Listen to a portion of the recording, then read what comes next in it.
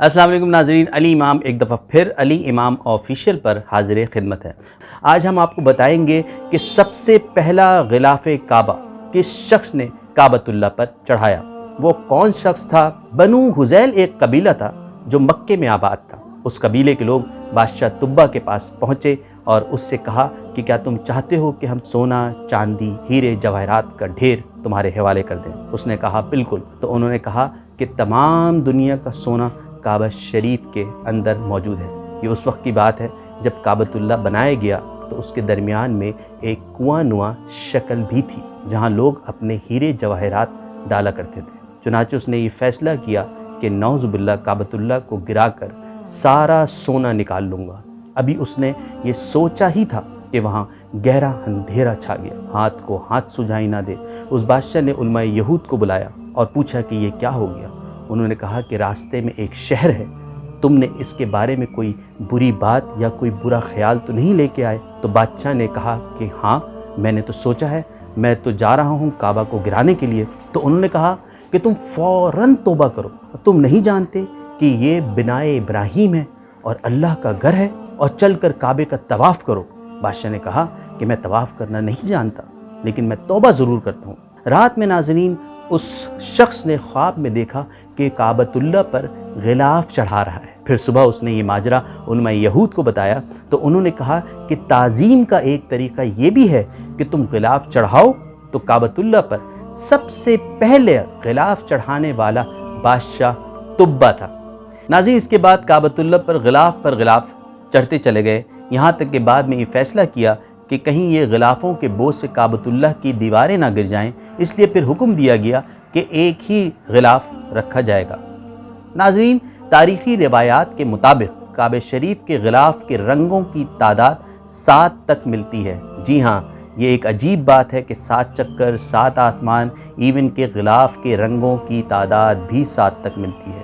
جب نبی اکرم صلی اللہ علیہ وآلہ وسلم فتح مکہ کی حیثیت سے شہر میں داخل ہوئے تو اس وقت قریش مکہ کا تیار کردہ غلاف کعبے کی زینت تھا۔ آپ صلی اللہ علیہ وسلم نے اسے تبدیل نہیں فرمایا بلکہ اسے باقی رکھا گیا۔ جب خانہ کعبہ میں خوشبو چھڑکنے والی ایک خاتون کے ہاتھوں غلاف کعبہ کا کچھ حصہ جل گیا تو آپ صلی اللہ علیہ وآلہ وسلم نے سفید اور سرخ رنگ کا یمنی کپڑے کا نیا غلاف بنوایا۔ آپ کے بعد آپ کے خلفائے راشدین نے سفید رنگ کا غلاف کعبہ تیار کرایا، اسے قباتی کا نام دیا جاتا ہے۔ یہ بہت پتلا کپڑا ہوتا ہے جسے مصر میں تیار کیا جاتا تھا۔ حضرت عبداللہ بن زبیر رضی اللہ تعالیٰ عنہ جو مکے کے گورنر بھی تھے، آپ کے دور میں غلاف کعبہ گہرے سرخ رنگ کا تھا اور یہ دبیس کپڑے پر مشتمل تھا جس پر ابھرے ہوئے کچھ ڈیزائن بھی تھے۔ اس کے بعد کعبے پر مختلف ادوار میں مختلف رنگ کے غلاف ڈالے جاتے رہے۔ ناظرین، عباسی خلیفہ کے دور میں کعبے پر ہرے رنگ کا غلاف بھی ڈالا گیا۔ یہ وہ وقت تھا جب فیصلہ کیا گیا کہ اب کعبے پر صرف اور صرف ایک غلاف ڈالا جائے گا۔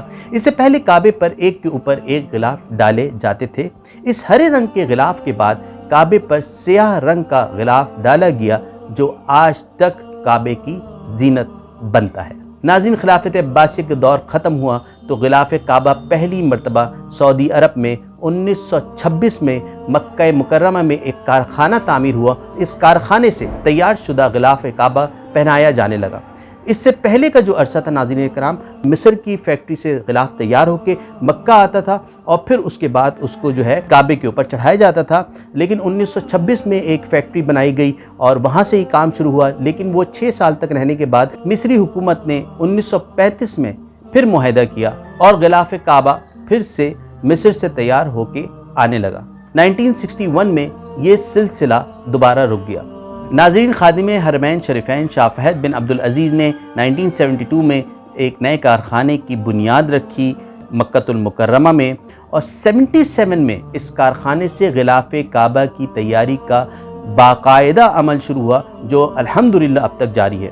اس کے بعد سے اس کارخانے کے تیار کردہ غلاف سے کعبہ شریف کو مزین کیا جاتا ہے۔ اس کارخانے میں کعبے کے اندرونی غلاف، حجرہ شریفہ یعنی کہ رسول اللہ صلی اللہ علیہ وسلم کے حجرہ شریف، مملکت سعودیہ کے جھنڈے کی تیاری کا کام بھی ہوتا ہے۔